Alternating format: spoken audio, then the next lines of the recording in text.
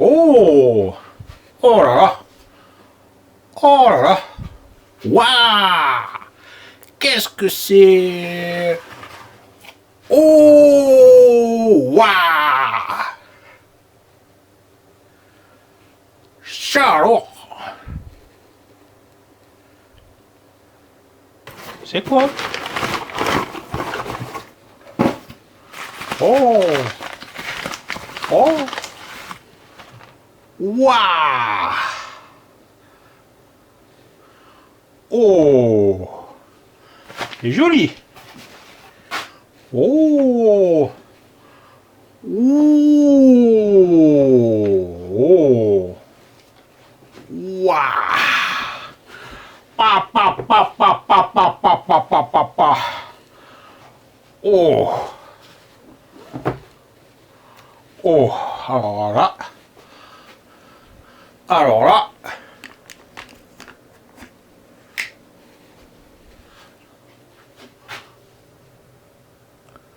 Oh!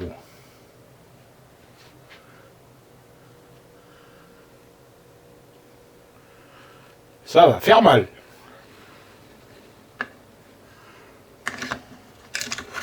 Ah.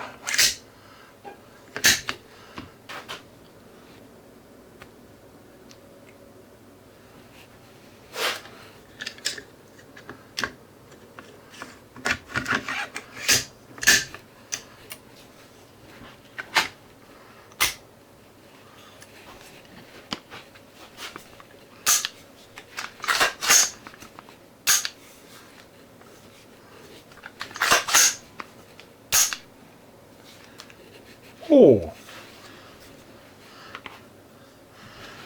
C'est joli.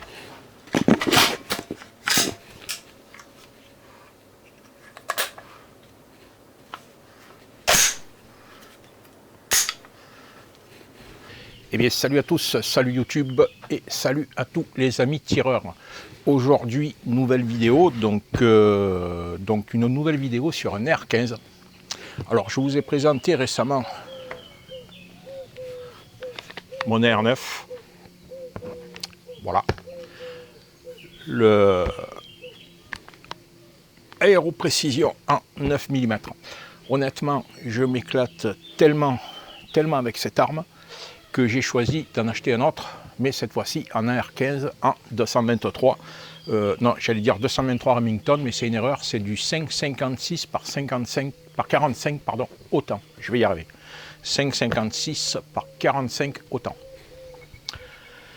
Donc, pour ce faire, alors j'étais parti moi au départ sur différents modèles d'armes, notamment chez Schmeisser, mais c'est quand même relativement assez cher, puisque je crois que c'est le M4F qui est quand même à 2500 €.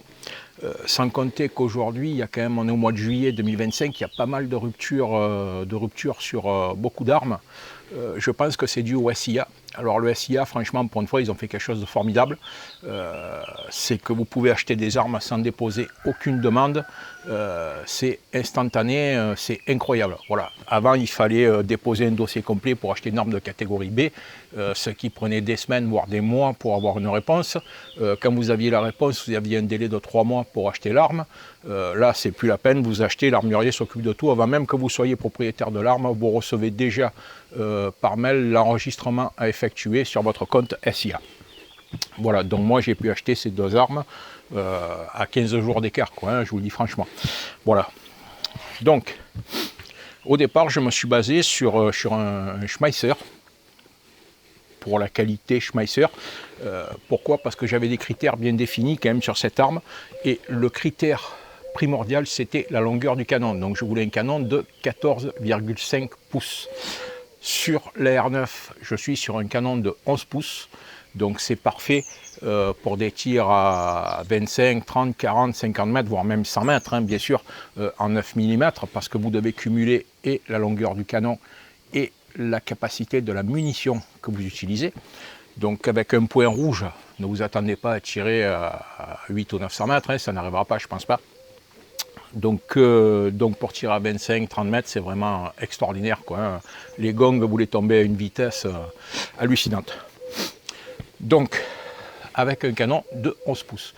Mais je vais sûrement avoir accès à un stand de tir où on va pouvoir tirer entre 200 et 300 mètres. Donc pour ce faire, j'espère, je croise les doigts, pour ce faire, j'ai choisi donc un canon de 14 pouces et demi. Pourquoi? Parce que je trouve que les canons en 16 pouces sont trop longs et les 20 pouces c'est carrément des cannes à pêche. Alors je ne le savais pas, hein, puisque bon, je ne suis pas américain bien sûr. Les Américains qui ont autant d'armes que ce qu'ils en veulent, hein, en fait, ont quand même une réglementation, c'est que sur les armes, donc je pense sur les AR-15 et sur les autres armes bien évidemment, tous les canons inférieurs à 16 pouces, donc il y a un nombre pour ça, je ne l'ai pas retenu, tous les canons inférieurs à 16 pouces sont réglementés. Donc c'est un petit peu comme nous, c'est-à-dire que si là-bas vous achetez un AR-15 avec un canon de 16 pouces, il est en vente libre. N'importe qui peut l'acheter. Par contre, si vous voulez acheter un AR-15 en 10 pouces, c'est un petit peu l'équivalent de nos catégories B. Il faut donc une autorisation. Même s'ils l'obtiennent facilement, ce n'est pas un problème, il faut quand même une autorisation. Donc, en France, on n'est pas sur cette réglementation-là, puisque d'une manière, même en 16 pouces, les AR-15 sont en catégorie B. Et du fait, par rapport à la distance de tir, je voulais un canon de 14,5. Voilà.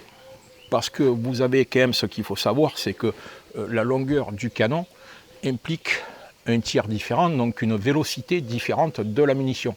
Au plus le canon est long, au plus votre arme va avoir votre balle va avoir de la vélocité.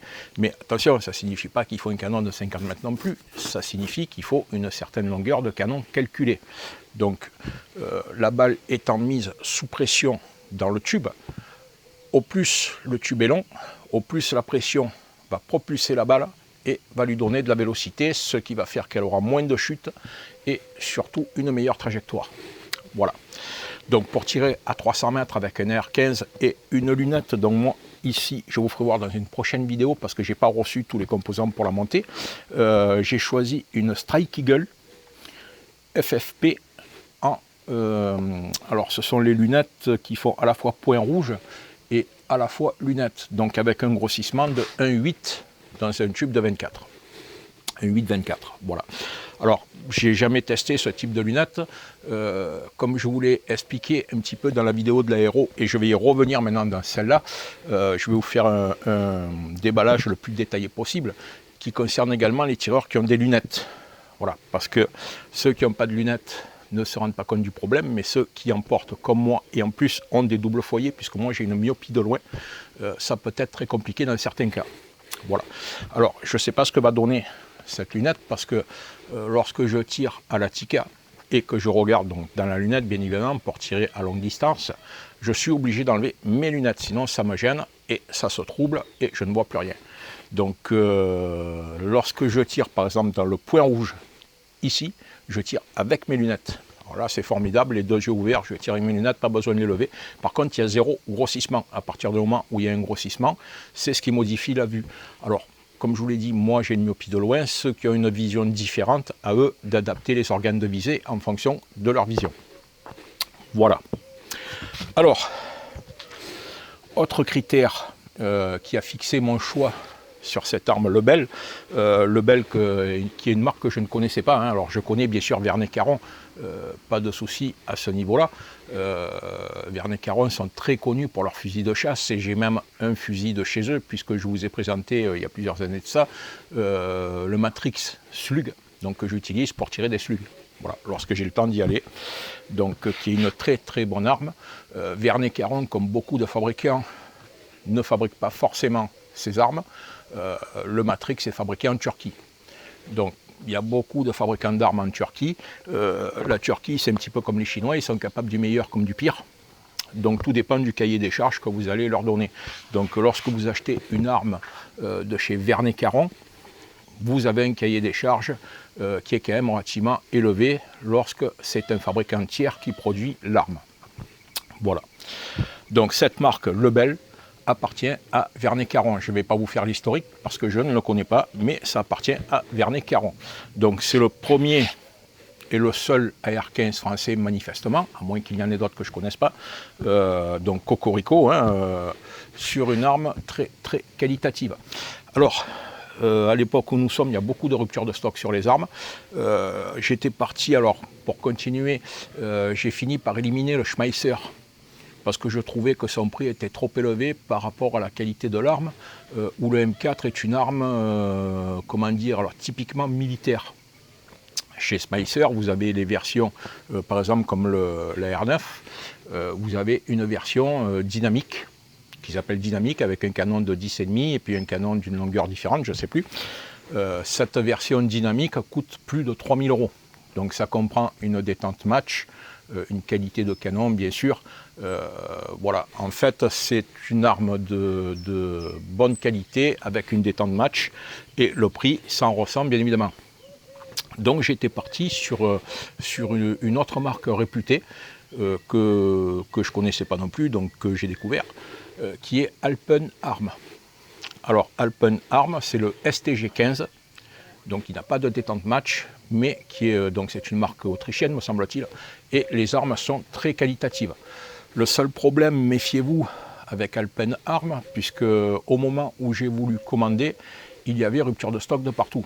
Donc je me suis dit, bon, je ne suis pas pressé, rupture de stock, ça signifie que ça va être réapprovisionné. Et finalement, plusieurs armuriers m'ont répondu qu'ils ne savaient pas si ça allait être réapprovisionné et si l'arme n'allait pas être arrêtée. Donc, je n'ai pas poursuivi dans cette voie avant de payer, puisque le STG15 est quand même aux alentours des 1800 €, il est un petit peu moins cher que le Lebel. Donc je n'ai pas poursuivi dans la voie avant de faire un chèque de ce montant-là, un virement, pardon, on ne fait plus de chèque maintenant, avant de faire un virement de ce montant-là et de bloquer une somme d'argent indéfiniment sans savoir si l'arme va être livrée dans les délais. Donc je me suis tourné après des recherches vers Lebel, qui semble être de très bonne qualité. Alors cette arme, elle était disponible, alors je vais vous dire, chez un armurier avec qui je travaille régulièrement, avec qui j'achète des produits régulièrement. Il y en a deux, je vais les citer, même si ça ne me rapporte absolument rien. C'est l'armurerie Maison, à Vaison-la-Romaine, et là, en l'occurrence, c'est l'armurerie Lavaux. Donc Lavaux, c'est pas les moins chers, il faut dire ce qui est, puisque cette arme-là, et quasiment à 80 ou 100 € de plus par rapport à d'autres armureries, mais par contre elle a l'avantage d'être en stock chez Lavaux, et surtout lorsque Lavaux vous garantit une livraison, vous l'avez. Voilà, alors là ça a été un petit peu plus long, période de vacances oblige, en plus je l'ai fait réceptionner dans un point relais, donc qui est un commerçant avec ses jours de fermeture, donc ça a pris une semaine pour que je reçoive cette arme, alors livrée comme je vous l'ai fait voir dans la vidéo d'introduction, en 2 colis bien sûr, puisque c'est une catégorie B. Vous recevez le corps de l'arme et ensuite la culasse est arrivée à part. Voilà, donc là-dessus l'armurerie Lavaux, c'est une maison très très très sérieuse. Voilà. Mais je n'ai rien à y gagner à vous les recommander. Ensuite, au niveau du calibre.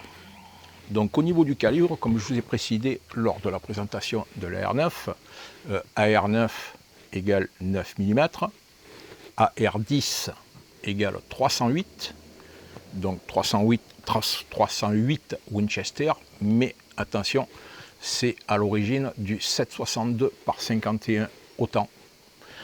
Et la R15 du 223 Remington, mais à l'origine du 5,56 par 45 autant. Donc il ne faut pas prendre les appellations 308 et 223 parce que ce ne sont pas les désignations exactes et il y a une différence entre les deux munitions. Alors la différence entre les deux munitions, elle n'est pas flagrante, elle n'est pas au niveau de la taille de la munition, mais je vais vous lire la définition exacte. Alors, la différence principale entre la 223 Remington et la 5,56 autant réside dans une pression et une vitesse moindre pour la 223. Ce type de munition peut être tiré sans danger dans une arme chambrée pour du 5,56, mais l'inverse n'est pas nécessairement vrai et peut être dangereux. Alors, ceux qui tirent à l'arme de poing, le 357 Magnum, comme le Manurin MR88 que j'ai, qui est en 357 Magnum, peut tirer du 38 spécial. Par contre, une arme conçue pour le 38 spécial ne peut pas tirer de 357. On est dans le même principe. Alors, c'est quand même relativement important. Donc, les AR-15, pour la plupart, sont chambrés en 5,56 et c'est ce qu'on appelle un canon wide. Wide, donc, qui permet de tirer les deux types de munitions. Alors les armuriers, vulgairement, quand vous leur posez la question, ils vous disent ouais, cette arme elle peut tout manger. Donc tout manger, ça veut dire que toutes les munitions en 5,56, vous pouvez les tirer, que ce soit du cellier, que ce soit du... Voilà. Alors moi, mes munitions de prédilection, ce sont les triple G. Je les tire déjà en 308 depuis très longtemps en tir longue distance. Alors pourquoi la triple G? Parce que c'est une munition militaire à la base qui est fabriquée sur des machines Manurin. Donc elle a la qualité d'une munition match. Et elle a aussi une poudre qui n'est pas agressive pour le canon. Voilà. Donc ce qui préserve votre arme, et c'est pas plus mal. Et en plus le prix est très raisonnable. Moi je l'achète en quantité. Là je l'ai acheté en boîte de 500. J'ai pas pris une boîte de 1000 parce que j'étais pressé d'obtenir les munitions. Donc je les ai prises également chez Lavo. Là je les ai payées un petit peu plus cher, j'aurais pu les trouver à des meilleurs prix, mais voilà, donc j'étais pressé d'avoir les munitions, d'où cet achat en 500 et j'ai pas pris en 1000 parce qu'après, bon là, sur 3 semaines entre l'AR9 et tout ce qui va avec, l'AR15 et tout ce qui va avec, le budget est considérable, donc j'en ai pris que 500 au lieu de 1000, je réapprovisionnerai puisque maintenant avec le SIA c'est tellement facile de réapprovisionner qu'il n'y a aucun souci, voilà. Alors, si on compare, par exemple, la munition en 223 et la munition en 308, alors moi, la dernière fois que j'ai tiré du 223, la dernière fois et l'unique fois de ma vie où j'ai tiré du 223, je vais vous donner un chiffre, c'était en 89,2. Vous allez me dire, c'est quoi 89,2 pour les jeunes? Les anciens comprennent ce que je veux dire. Donc, c'est tout simplement lorsque j'ai fait mon service militaire. J'ai donné 1 an de ma vie à la France. J'étais donc au 4e RHCM de Nancy, régiment d'hélicoptères de combat et de manœuvre. Et on tirait donc au FAMAS. Au FAMAS, on tirait du 223. Honnêtement, j'avais oublié que la munition était aussi petite. Alors petite, oui, tout est relatif, mais petite à la prise en main, effectivement, j'avais oublié ça. Donc je vais vous faire voir de plus près.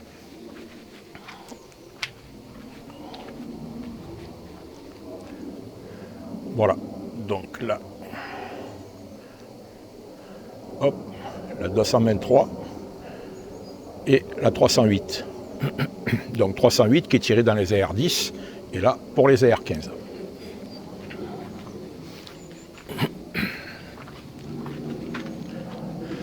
Alors, quelles sont les spécificités de ces munitions?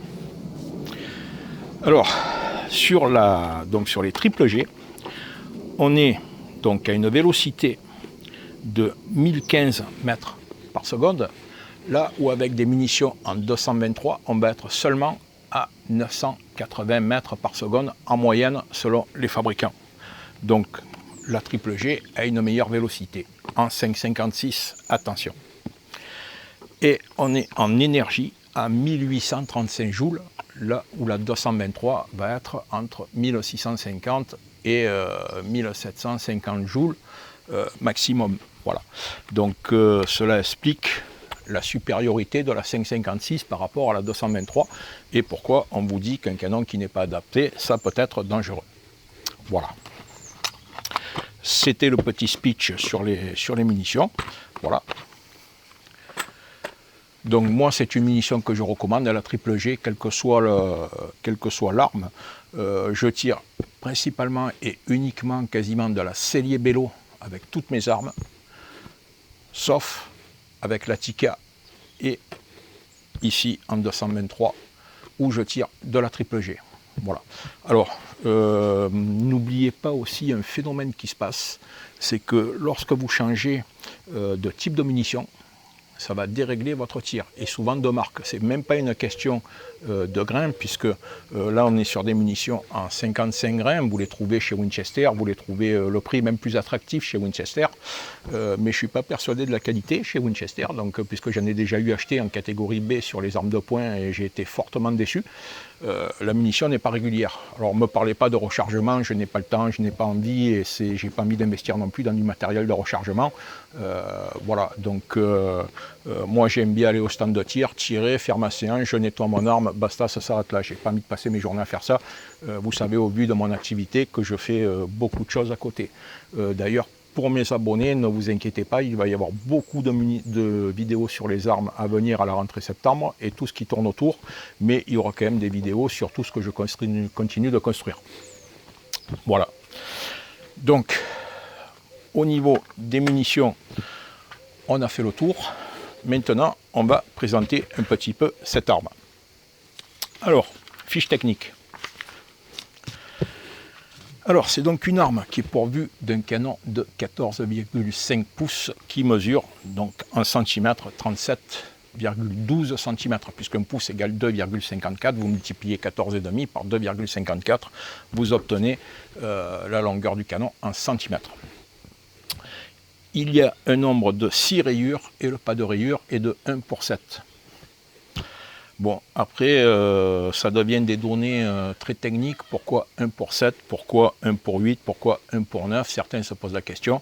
Je n'ai pas fait de recherche à ce niveau-là, puisque d'une manière, le pas de rayure n'est pas, comment dire, un critère d'achat pour l'arme, parce que si vous voulez vraiment acheter une arme avec en plus le pas de rayure qui vous convient et tout, je vous garantis que vous allez chercher longtemps, parce que les fabricants, à la base, n'oubliez pas une chose, c'est que les AR-15, c'est des armes de guerre, ce n'est pas des armes de tir de précision.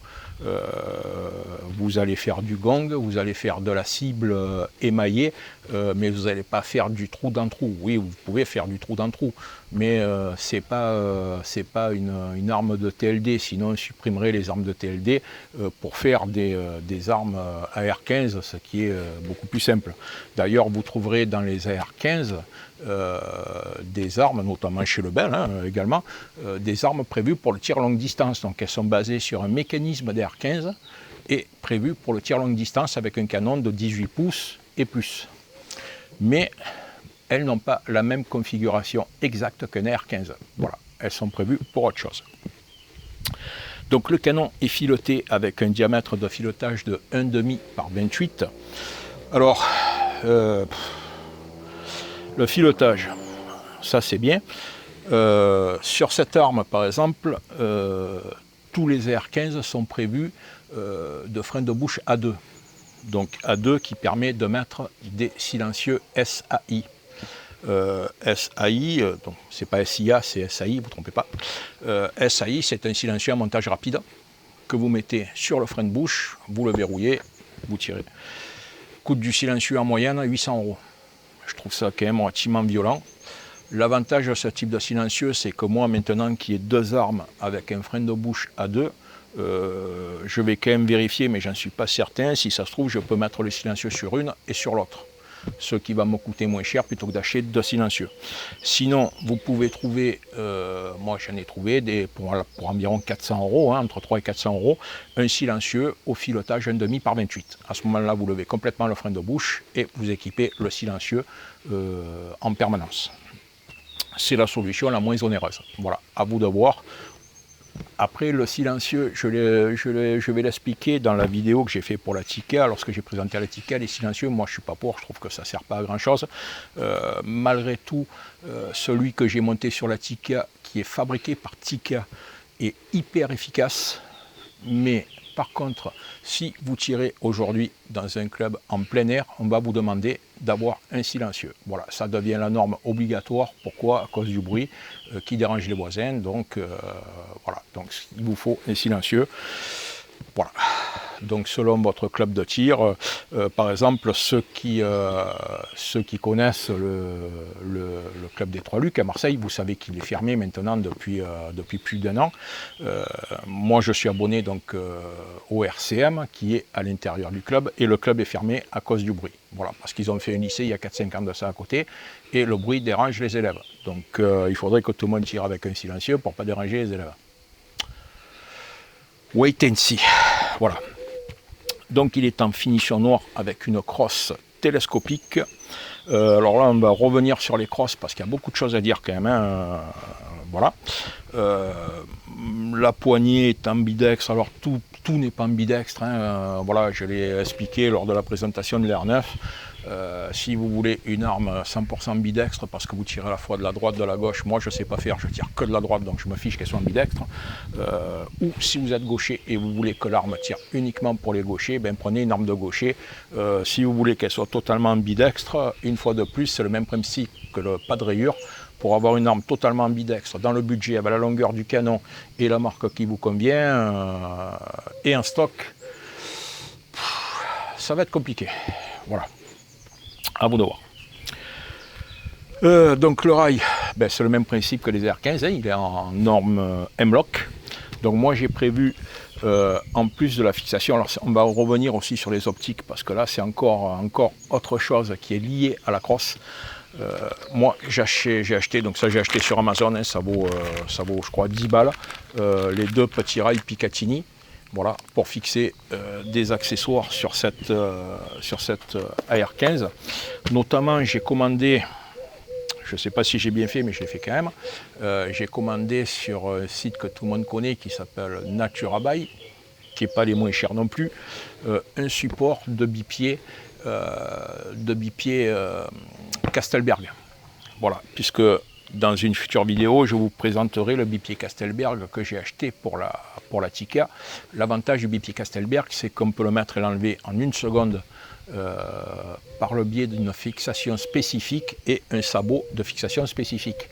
Donc moi, je vais utiliser ce sabot de fixation au même titre, hop là, que la partie que j'ai placée ici comme butée pour la main, histoire de ne pas mettre la main devant le canon par accident. Voilà.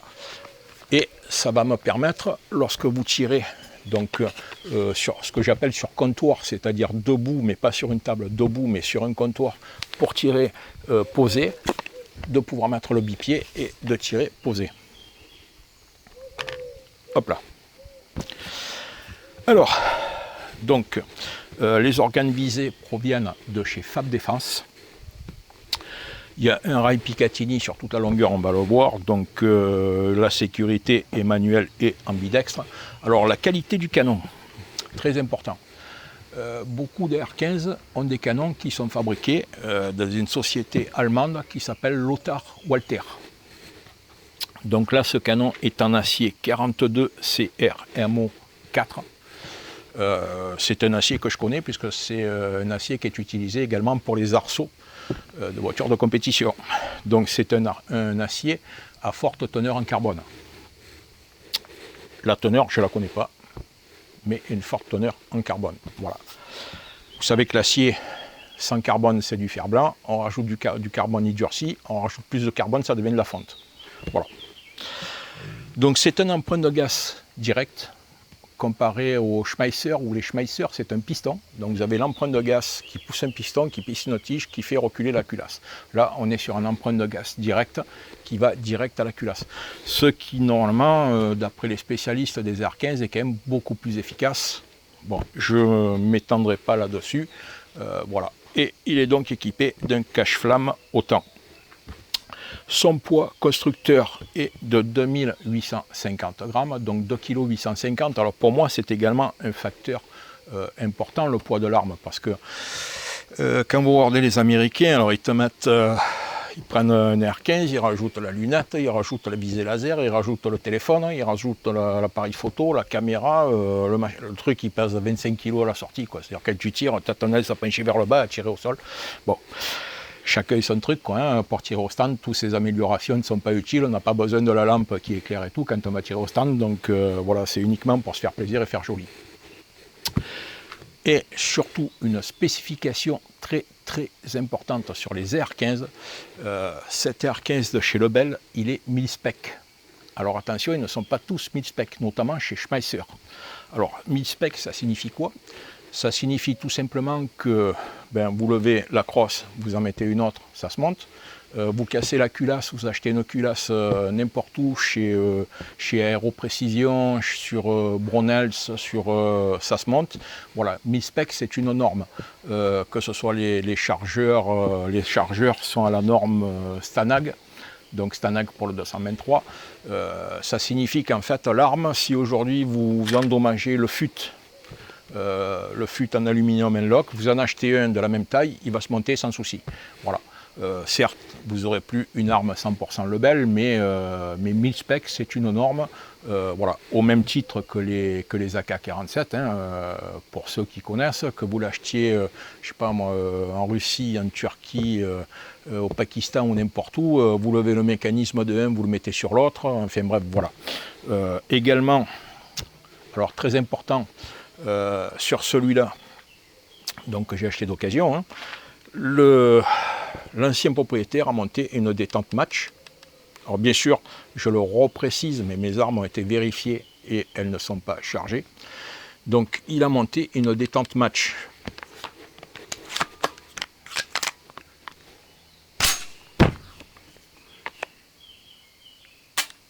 Très souple. Là, on est sur une détente de chez Giesel. Alors, détente Giesel, ça coûte un bras, entre 350 et 400 balles la détente. Moi, je vais sûrement l'équiper d'une détente Mimtac qui coûte environ, alors chez Armurerie Maison, elles sont en rupture de stock, mais elles sont à 150 €. Sinon, vous les trouvez sur Natura Buy aux alentours des 180 190 €. Avant de mettre une détente, je vais quand même essayer de tirer avec, voir ce que ça donne. Mais là, on doit être sur un poids de départ comme tous les R15, puisque ce sont à la base, comme je vous l'ai dit, des armes de guerre, entre 2,5 kg et 3,5 kg au départ. Alors pourquoi est-ce qu'on met des valeurs aussi élevées au niveau des détentes? Eh bien c'est tout simplement pour éviter l'accident. Alors ceux qui ont fait l'armée, comme moi, à l'armée, vous avez les bleu bites. Je ne sais pas si vous avez vu un mec qui n'a jamais tiré avec un flingue, quand on lui met un FAMAS entre les mains. Voilà. Alors, si la détente, il suffit de à peine l'effleurer pour que ça tire, et alors des coups de feu à tour de bras. Donc voilà, c'est pour ça que les armes sont calibrées pour que le commun des mortels, comme on dit, puisse les utiliser. Voilà pour la présentation technique. Donc c'est un montage, un R15, donc dans les spécifications principales qui est mil-spec, avec un canon wide qui permet de tirer tous les calibres en 5,56, chambré en 5,56, et il a des organes de visée qui sont, alors les Américains ont un terme, je ne vais pas vous le traduire exact, qui sont cantilever. Alors cantilever, ça signifie qu'ils sont à une hauteur spécifique. Donc lorsque ici, les organes de visée ont été supprimés puisqu'elles ne sont pas fournies d'origine avec l'arme. Alors faites attention à ce détail, c'est là qu'on va voir l'unboxing. C'est que lorsque vous dépliez l'organe de visée avant et arrière, vous êtes dans l'alignement de votre point rouge. Si votre point rouge tombe en panne, ou n'a plus de pile, ou est endommagé, ou peu importe, du moment que vous voyez à travers, vous pouvez remettre les organes de visée d'origine et tirer avec les organes de visée d'origine. Voilà, c'est pour ça que je vous dis, c'est ça la norme cantilever. D'ailleurs, pour monter cette lunette, j'ai acheté donc un montage, alors c'est le même montage que j'ai fait sur la Tikka et sur la FX Airgun. C'est un montage que j'ai acheté de West, je sais plus quoi, qui doit m'être livré aujourd'hui par Amazon. Donc j'achète chez Amazon, ça vaut 30 et quelques euros. Et honnêtement, c'est très très qualitatif. Vous me direz, sur la FX, il n'y a pas beaucoup de mouvements pour vérifier. Par contre, sur la Tikka, c'est du 308 et le montage n'a pas bougé. Donc je vais le remonter sur celle-là parce que je trouve qu'un montage fait pour une lunette Vortex vendue entre 150 et 200 euros chez un armurier, ça commence à faire relativement violent, quoi. Donc voilà. Allez, alors comme je vous ai dit, cet R15, dans les spécifications, il est livré avec une mallette rigide. Alors, quelle est l'importance au moment de l'achat? On oublie ce genre de détails, mais certains R15 sont livrés dans un sac, un sac en toile pour le transporter. À chaque fois que j'en achète un, je suis grave déçu, parce que le sac en toile, c'est mou. Quand vous le posez contre un mur, ça bouge, ça tombe. Quand vous voulez l'attacher, vous n'y arrivez pas. Enfin bref, c'est une vraie galère. Les valises, c'est plus lourd. Donc il faut acheter une valise adaptée à la taille de l'arme. Alors, moi, j'ai une valise pour chaque arme. Pourquoi? Parce qu'au moment où je ne tire pas, c'est bien, elles sont protégées. Voilà, elles restent dans la valise. Comme beaucoup de tireurs, j'ai un coffre, puisqu'acheter un coffre est obligatoire avant le SIA. Et comme tous les coffres, on vous fait voir, on vous dit voilà, coffre 10 armes, c'est 10 fusils de chasse. Parce que quand tu as mis 5 armes avec la lunette et tout, tu n'y rentres pas plus. Voilà, moi j'en ai un prévu pour 5 armes, 6 armes, et au final j'en ai que 3 dedans. J'ai la CZ en 22, j'ai le Matrix Slug, puis la Winchester SXP. Voilà, parce qu'après avec les lunettes, ça ne rentre pas. Voilà, donc attention au coffre. Donc c'est pour ça, moi je mets une valise. Certains ont des armes dans leur atelier, vous faites ce que vous voulez, et une valise de transport pour chaque arme. Bon. Pour toutes les armes, pardon. Moi j'en ai une pour chaque arme. Alors, ça permet donc d'éviter un achat, puisque la dernière que j'ai achetée pour lui, qui est un premier prix sur Amazon, je l'ai payé, c'est une baloche que j'ai payé 40 €. Maintenant, il ne faut pas que la valise s'ouvre au moment où vous transportez votre arme, il faut quand même un petit peu de qualité. C'est pour ça qu'il faut compter au moins entre 60 et 80 € pour une valise qualitative comme celle-là. Voilà. Allez. Hop là. Alors, je ne vais pas bouger la caméra parce qu'avec le contre-jour, c'est très compliqué. Je vais vous déballer comme ça. Alors, qu'avons-nous? Alors, on a ici la garantie qui est de 5 ans. Ce qui est pas mal quand même. Bénéficier de 1 an de garantie supplémentaire en remplissant la garantie en ligne. Ça fera 6 ans, donc je ne vais pas m'en priver. La notice de l'utilisateur, d'une manière, même si, n'oubliez pas, comme c'est déclaré au SIA, donc vous ne pouvez pas le cacher à vernis caron que vous l'avez acheté. Ici, alors ils fournissent cet accessoire. Cet accessoire, c'est quoi? C'est un porte-chargeur. Alors ça rentre quand même, c'est pas pratique quoi, je trouve. Voilà. Mais ça rentre, ça se met à la ceinture. Alors c'est bien pour sortir le chargeur, ça tient bien, mais par contre pour le rentrer, voilà. Donc vous ne ferez pas ça dans le feu de l'action, il faut le faire avant. Mais il a le mérite d'exister, il est dans la boîte. Vous avez ensuite 2 chargeurs 10 coups en plastique. Alors moi qui sont en plastique, ça ne me dérange pas, au contraire, hein, j'aime mieux, c'est plus agréable au toucher, c'est plus agréable, voilà. Certaines armes sont livrées avec un seul chargeur. Alors les chargeurs d'AR-15, c'est un petit peu comme les chargeurs de Glock. Là sur cette arme, c'est des chargeurs de Glock sur la R9. Donc ils sont très faciles à trouver, le prix est pas cher. Moi j'en ai acheté un de chargeur de Glock chez Lavo, je ne sais plus combien je l'ai payé, dans une vingtaine d'euros ou quelque chose comme ça. Donc là j'achèterai un chargeur 30 coups, histoire de, pareil ça vaut 25 balles hein, de chez Magpul. Alors est-ce que ça vaut le coup? Honnêtement non. Pourquoi? Parce que là, ici, je dispose d'un chargeur de 21 coups. Je crois que j'en ai 3, hein, 2 de 10 et un de 21. Finalement, quand vous chargez 10 coups et que je vais tirer sur les gongs à pépins, c'est des gongs qui tombent, donc il faut les remonter. Il y en a 4, donc vous tirez 4 coups. Les gongs tombent, vous allez poser l'arme, il faut la mettre en sécurité. Pour être vraiment en sécurité, qu'il n'arrive pas d'accident, il faut la désarmer. Remonter les gongs avec la ficelle, recharger, bon. Donc tirer autant de munitions, et puis après le problème c'est que quand vous remplissez les chargeurs, vous vous faites plaisir, mais là vous allez défourailler, et je vous garantis que si avec une arme de poing, pour tirer 50 balles, ça prend Moi, quand je fais une séance de tir, je tire une boîte de 50 balles, hein, pas plus, même en 9 mm. Ça prend environ 3/4 d'heure quoi, hein, pour les tirer par 5 ou 6. Par contre, là, quand vous commencez à les charger par 10, vous en tirez 150 en 10 minutes. Quoi.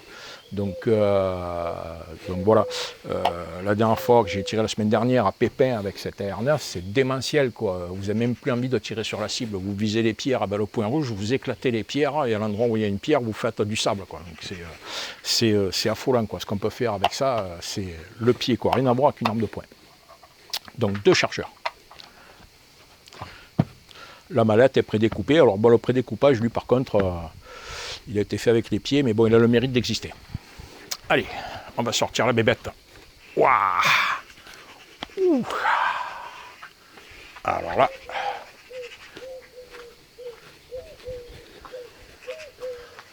Ah, donc voilà les organes de visée.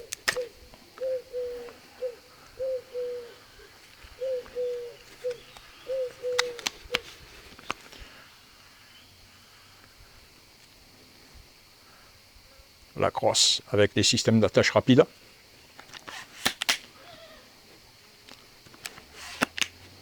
Système de grenadière ici et là.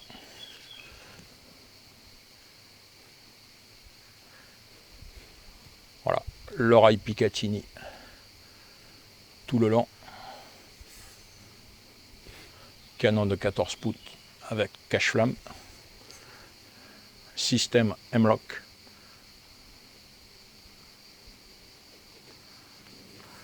Donc, le volet, éjection du chargeur, système ambidextre de sécurité. Voilà. Amorçage de la culasse. Donc le système de visée, comme tous les systèmes de visée, rien de magique. Hein. Vous tournez ici, et puis en fonction de la taille du trou, vous avez 2 réglages, un gros et un petit. Vous augmentez, vous diminuez la précision. C'est là que vous voyez, moi par exemple, avec ma vue, j'ai essayé. Donc si je tire avec ces viseurs, lorsque je vois le viseur, je ne vois plus la cible. Si je vois la cible, les 2 viseurs sont troubles. Voilà, c'est là que ça devient compliqué pour quelqu'un qui porte des lunettes. Allez. Alors, comparaison de l'arme, tiens.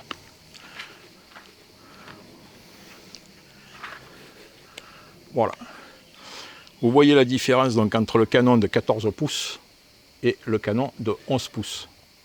Ça fait pas une grande différence quand même, hein, mine de rien. Mais bon. Ici, si on met les 2 boîtiers à même distance, voilà. Hop. Et hop. Alors au niveau de la baloche,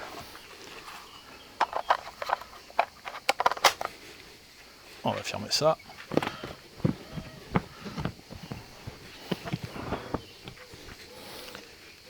Voilà.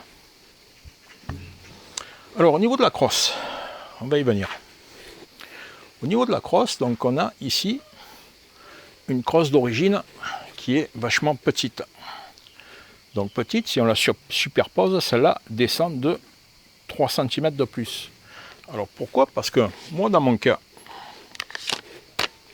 si j'ouvre la crosse pour être bien dans les organes de visée, là vous voyez j'ai la pointe de la crosse sur la clavicule, donc si je tire du gros calibre je vais me démonter là. Voilà. Donc moi j'ai construit une crosse sur mesure que je vous présenterai dans une autre vidéo, que j'ai réalisée sur la base d'une crosse Scorpion et qui vient. Voilà, donc moi pour que je sois au top, il faut que je sois en fait comme ça. Et donc cette crosse là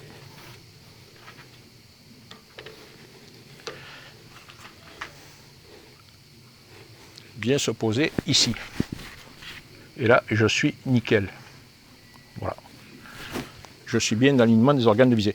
Donc cette crosse elle est conçue pour la R9. Voilà.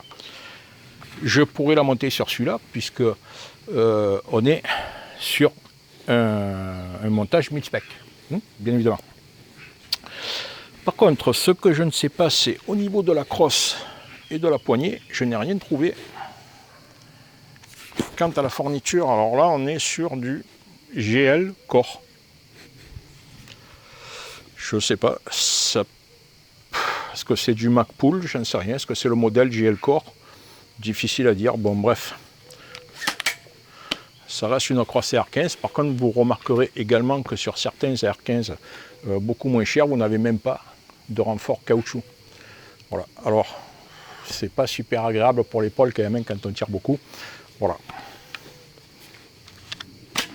Alors, pour l'épaulement, voilà. Donc là, vous voyez, la crosse est en dessous de ma clavicule, puisque, comment dire, elle est 3 cm plus bas, donc c'est beaucoup plus confortable pour le tir. Alors, pourquoi est-ce que les fabricants font un appui-joue ici qui est quasiment dans l'alignement? Je trouve pas ça super terrible. Je vais vous mettre quelques photos qui suivent dans cette vidéo où vous allez voir, alors c'est des photos que j'ai prises par exemple sur une séance de tir de Taprak Gajoubert, pour ceux qui connaissent, qui est une chaîne YouTube qui est fort sympathique aussi. Et donc ces organes de visée sont montés sur un support vachement haut, c'est-à-dire que pour être dans l'alignement des organes de visée, on est au-dessus du point cantilever.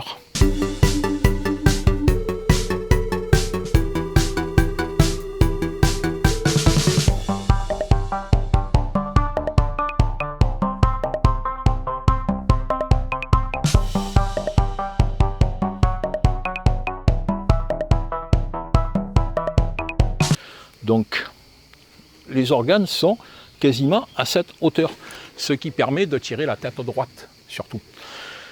Et je vais vous faire voir également sur d'autres photos des fabricants comme Ada qui ont fait une crosse qui ici descend plus bas. Donc elle a un réglage différent, c'est un réglage fixe, hein, c'est pas un réglage modulaire, mais une fois qu'elle est réglée, elle est au top.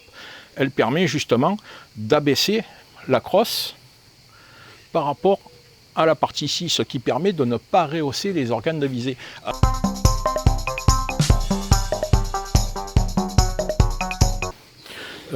C'est mieux de ne pas rehausser les organes de visée, ben, tout simplement parce que lorsque vous tirez de loin, les deux points se rejoignent, mais lorsque vous faites un tir de près, si l'organe de visée est trop haut, vous n'arrivez pas à le faire aller au bout du canon.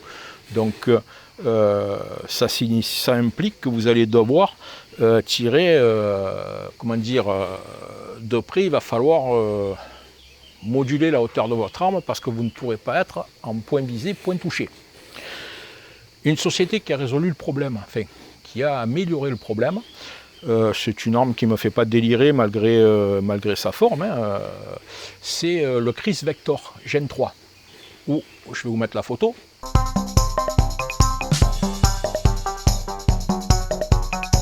Le Chris Vector Gen 3, ils ont fait une crosse en forme de Z.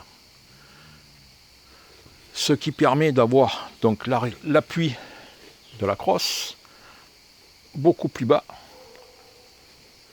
que le rail Picatinny et les organes de visée, ce qui est beaucoup plus confortable.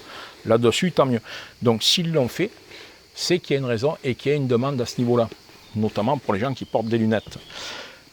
Sur Armurerie de la Bourse, pour ne citer que, puisque bon, je l'ai trouvé principalement chez eux, vous trouvez la crosse de chez Ada, qui est une crosse donc spécifique, je vous mets la photo également.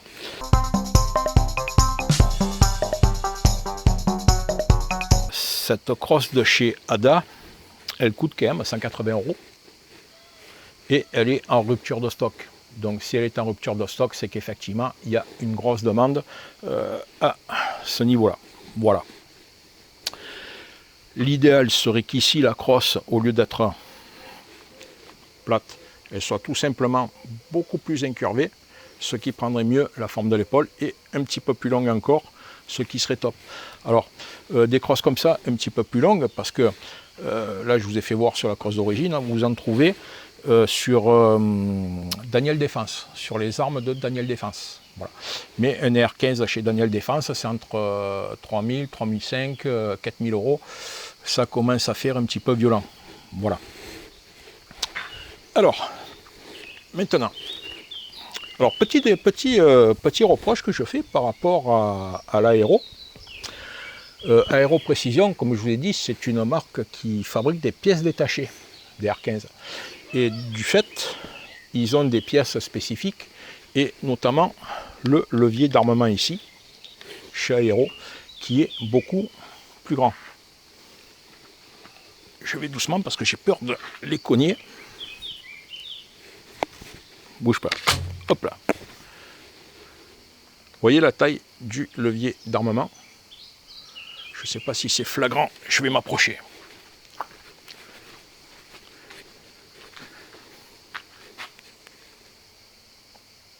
Voilà.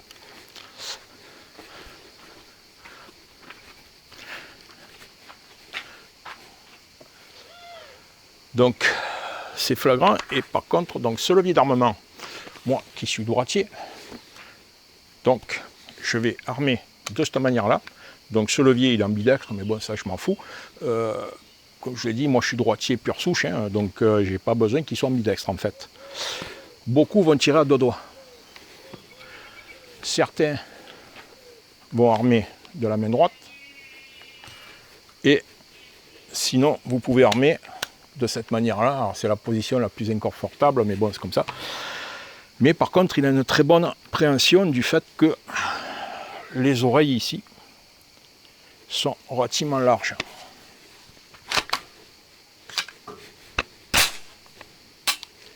Voilà. Alors que celui-ci,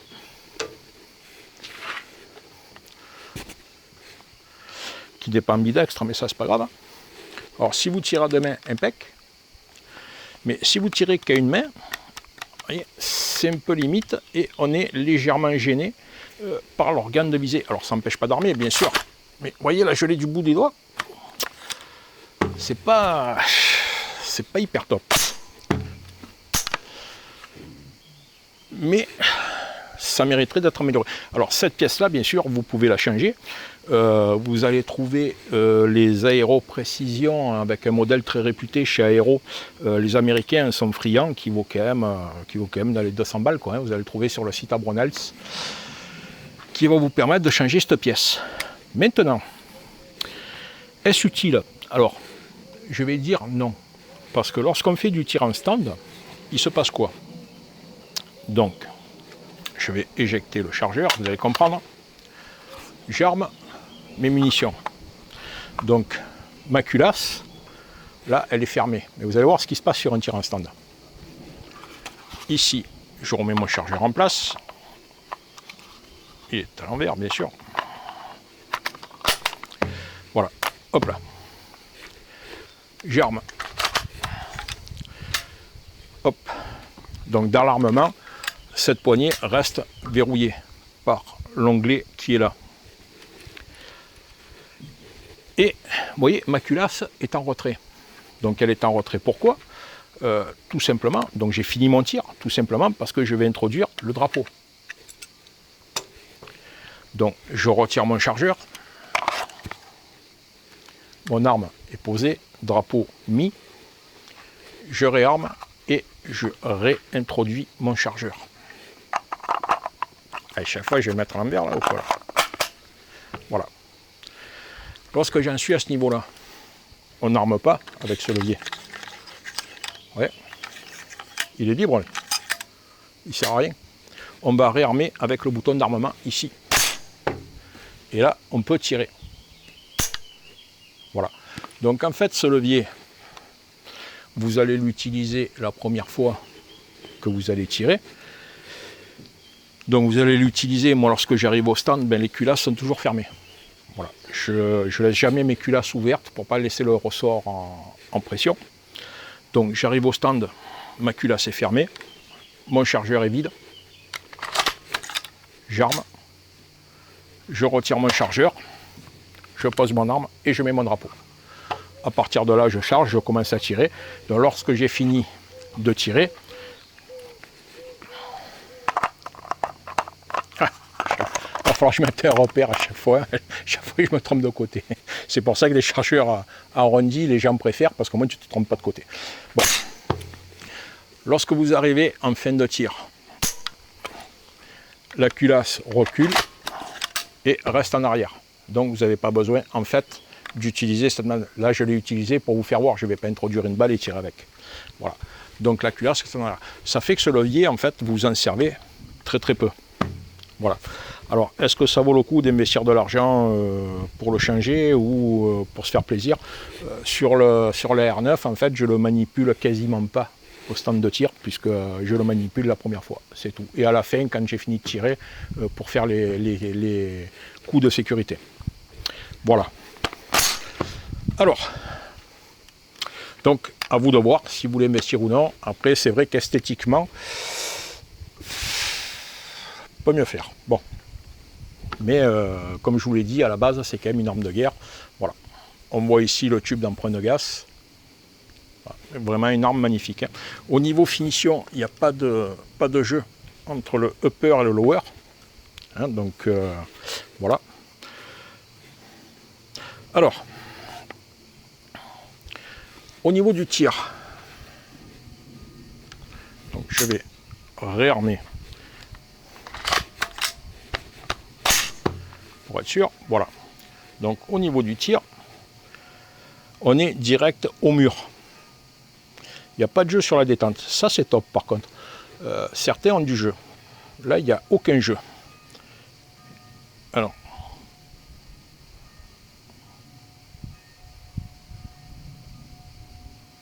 Je dois être à 2,5.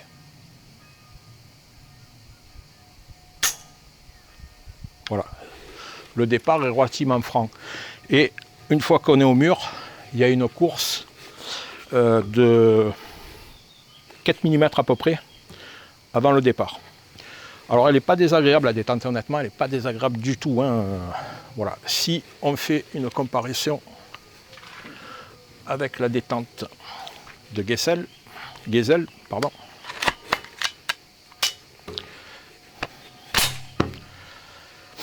Alors là je suis direct au mur. Hein. Voilà, le départ est franc, il n'y a aucun recul. Quand vous êtes sur le mur, arrivé à environ... Ça, c'est une détente qui est calibrée à 1,2 kg, 1,3 kg. Donc, lorsque vous y êtes, c'est franc. Voilà. Il n'y a pas de mouvement, il n'y a pas de millimètre, il n'y a rien. C'est franc. Voilà. Mais quand même, je trouve que cette détente est relativement agréable pour une détente de type militaire.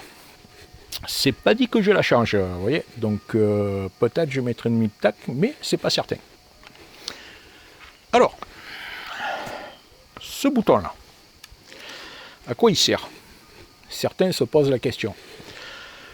Lorsque vous êtes dans une action de guerre et que vous verrez certains qui font des tests, ils prennent l'arme, ils la mettent, ils la noient dans la boue et tout, ils la sortent, ils la secouent, puis ils tirent. Bon, déjà vérifier parce que la fenêtre est souvent fermée. Hein, donc quand on fait ce genre de vidéo, il faut le faire comme il faut ou pas le faire. Voilà. Mais si jamais votre fenêtre est ouverte ici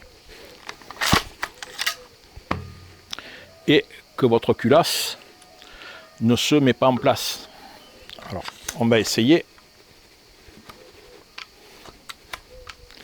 Mais a priori, alors attends.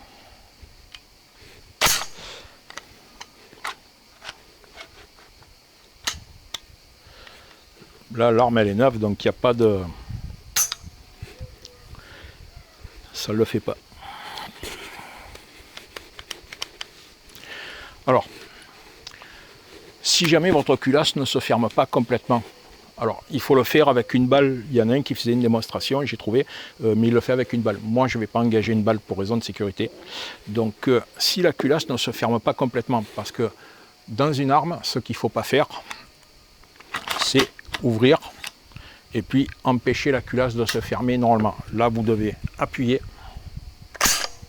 et la culasse se ferme avec toute la pression pour engager la balle, l'introduire dans la chambre et les tenons de verrouillage vont tourner pour bloquer la balle.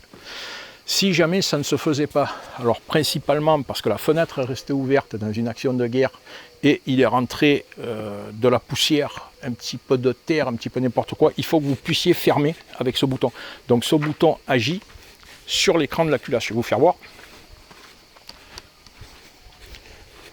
Parce que certains posaient la question. Donc vous voyez, la culasse est crantée. Et hop là. Et si jamais elle ne se ferme pas, vous appuyez et ça va pousser sur la culasse pour l'obliger à se fermer. Pourquoi? Parce que une seule balle peut sauver un soldat. Donc si votre arme est endommagée, c'est peut-être la balle qui va vous sauver. Tout comme ils ont fait des tests sur les AK, ils roulent dessus avec des voitures et des machins, il faut que l'arme puisse tirer dans les pires conditions possibles. Bon, bien sûr, il y a des limites, hein, c'est pas la peine d'aller non plus inventer des trucs qui sont pas, mais bon, voilà.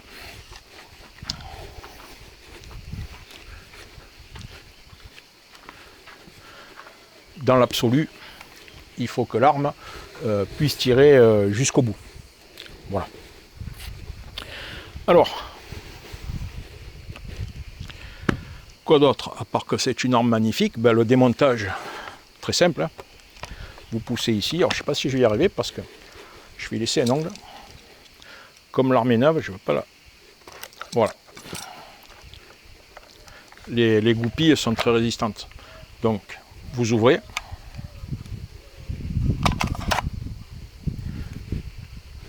Vous sortez votre culasse et votre arme est démontée. Voilà. Vous avez accès au canon. Si vous retirez la deuxième goupille ici, bien évidemment, vous pouvez démonter le upper du lower. Voilà. Donc très très simple, très facile, hein, c'est de la R15, hein, voilà, donc il n'y a aucun souci à ce niveau-là. Alors, petit détail où je me suis fait avoir comme un couillon, je vais vous faire voir.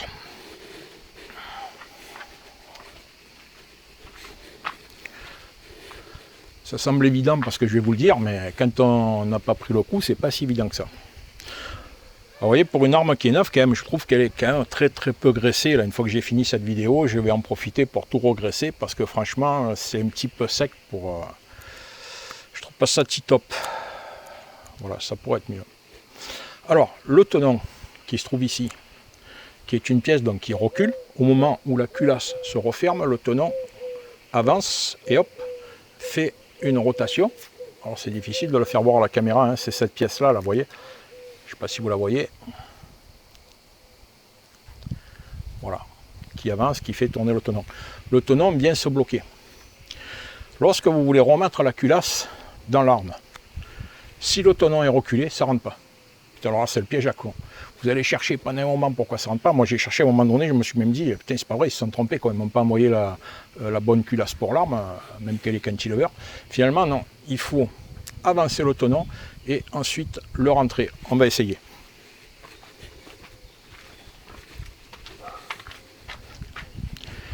Donc là, mon tenon est reculé.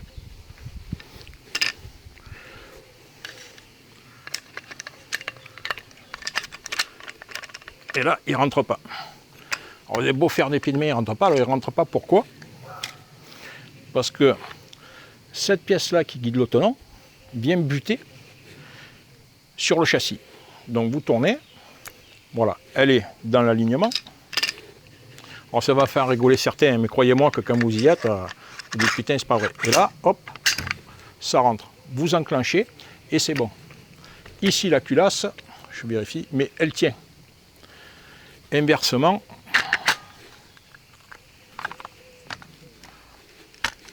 les goupilles, elles sont un petit peu dures parce qu'elles sont neuves, quand il faut que ça se rôde, hein, bien sûr. Inversement, à la R9, où la culasse est libre, donc si jamais, une fois que vous l'avez réenclenché, vous ne faites pas gaffe, vous tournez l'arme et vous n'avez pas refermé le canon, la culasse, elle se barre. Faites attention à ça. Voilà. Alors, ben, au niveau de... Pour revenir à la finition, ben, c'est vraiment très très bien fini. Hein. Alors cette arme, on va revenir sur la fabrication quand même, parce que Pourquoi je dis cocorico quand même? Parce que Vernet-Caron, je vous ai précisé tout à l'heure que le canon est fabriqué par Walter Lothar, ou Lothar Walter, bon, qui est une société allemande. Vernet-Caron, normalement, achète le canon brut, c'est-à-dire uniquement percé à l'intérieur. Je pense qu'il ne précise pas s'il y a le pas de rayure qui est fait ou non, mais je pense que oui. Et ensuite, eux se chargent d'usiner l'extérieur. Alors, c'est du semi-français au niveau du canon. Par contre, tout le reste des pièces, y compris le upper et le lower, ce sont des pièces qui sont usinées à Saint-Étienne. Voilà. Donc, là-dessus, c'est précisé par Vernet-Caron et je pense qu'ils ne mentent pas à ce niveau-là, hein, des sociétés comme ça ne mentent pas, donc je tiens à le préciser parce que moi, le Made in France, ça me tient un petit peu à cœur quand même. Aujourd'hui, on a beaucoup de Made in Shintok, de Made in tout ce qu'on veut, donc c'est bien, ça marche bien aussi, hein, il n'y a rien à dire, c'est beaucoup moins cher, tout le monde profite des prix, mais quand même, le Made in France, ça reste le Made in France, ça fait marcher notre industrie et c'est appréciable. Voilà. Alors bien sûr, il y a des choses qu'on ne peut pas acheter Made in France. Par exemple, une Strike Eagle de chez Vortex, je n'ai pas trouvé, j'ai pas trouvé l'équivalent chez un fabricant français. Je ne sais même pas si Swarovski est français, mais bon, quand on voit les prix de chez Swarovski, ça me va en courant, quoi, hein, parce que là, tu arrives au stand, à 7 ou 8 000 euros une lunette, putain, à chaque fois que tu poses le fusil sur la table, tu fais de l'huile pour ne pas lui faire la moindre rayure, quoi. Mais bon, c'est comme ça. Mais Vernet-Caron fabrique cette arme en France. Et personnellement, je suis content de l'avoir acheté chez eux. Parce que ce soit au niveau de la détente d'origine, même si elle est tarée un petit peu dure, et au niveau de la finition de l'ensemble, et surtout, il n'y a aucun jeu entre le upper et le lower. Alors que vous aurez des armes américaines premier prix où ça marche, mais quand vous allez voir les jeux qu'il y a, voilà.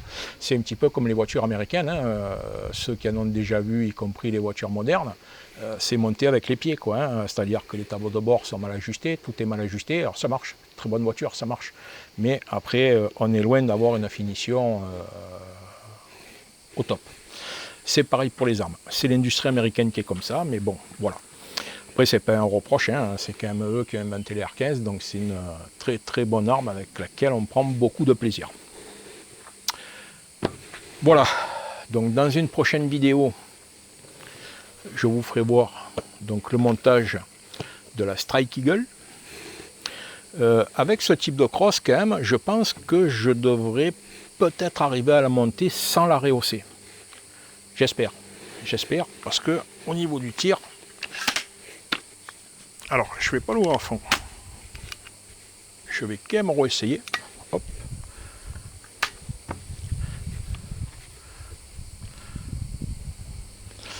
Au niveau des organes de visée, donc ici, quand même, j'y reviens sur les organes d'origine, ils n'ont rien de plus que les autres, hein. En plus, c'est Fab Défense qui les fabrique, ils fournissent beaucoup de monde.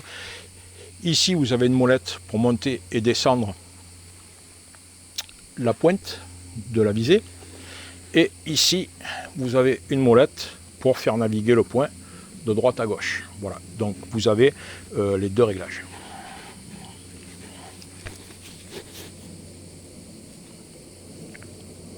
Voilà, là je vois parfaitement la cible. Le premier œilleton est trouble, mais c'est jouable.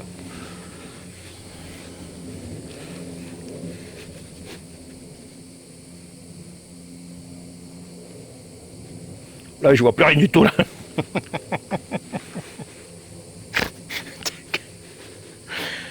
Putain. Je vois plus rien à mes lunettes, quoi. En vue de loin, c'est une horreur. Ah, et ouais. Donc comme je vous disais, la dernière fois que j'ai tiré au 5,56, c'était à l'armée. Donc contingent 89-2. J'ai donc fini l'armée en janvier 90 et nous sommes en 2025. Ça fait donc 35 ans que j'ai fini l'armée et 35 ans que je n'ai plus tiré au calibre 5,56. C'est pour ça que la munition me semblait un petit peu petite au départ. Je me suis dit, putain, c'est quand même... voilà.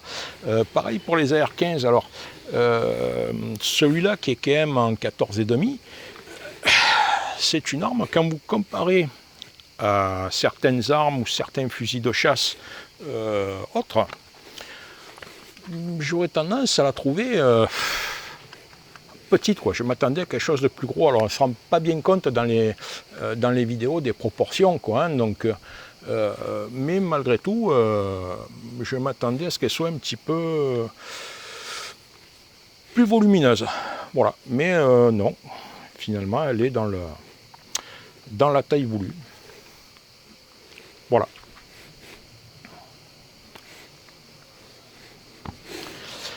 Donc voilà les amis, c'était la présentation de l'AR-15 Lebel Défense. J'ai pas encore tiré avec, mais je pense que c'est une arme que je peux vous recommander. J'ai pas vu beaucoup de critiques dessus. Sur Armurerie Labo, tout le monde est satisfait, sauf un qui affiche des incidents de tir réguliers. Je ne sais pas, il faut voir ceux qui tirent, comment ils tirent, avant de dire que ça vient de la faute de l'arme. C'est possible hein, que l'arme ait un défaut de fabrication, j'espère que ça ne m'arrivera pas donc. Mais voilà, au niveau de la finition, on est au top. Alors elle n'a pas de gravure, hormis le logo ici, Lebel VCD15, donc modèle VCD15, c'est marqué Lebel modèle VCD15. Voilà, il n'y a pas de gravure sur le fût, il n'y a pas de fioriture, ce qui permet de faire baisser son prix. Moi, cette arme, je l'ai payée hors frais de livraison et autres, 2099 € au jour d'aujourd'hui, donc début juillet 2025.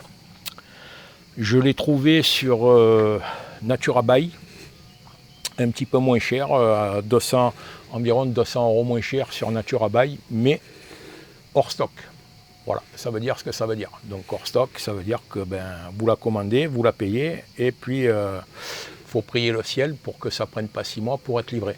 Voilà, là, la pièce que j'ai commandée en supplément pour mettre le bipied Castelberg, j'ai envoyé un message à l'armurier pour savoir à quel moment j'allais être livré, puisque c'est sur commande. Je n'ai toujours pas de réponse. Voilà, alors heureusement que c'est un achat à 52 € et non pas un achat à plus de 2000 €, parce que là, ça m'aurait bien foutu les boules.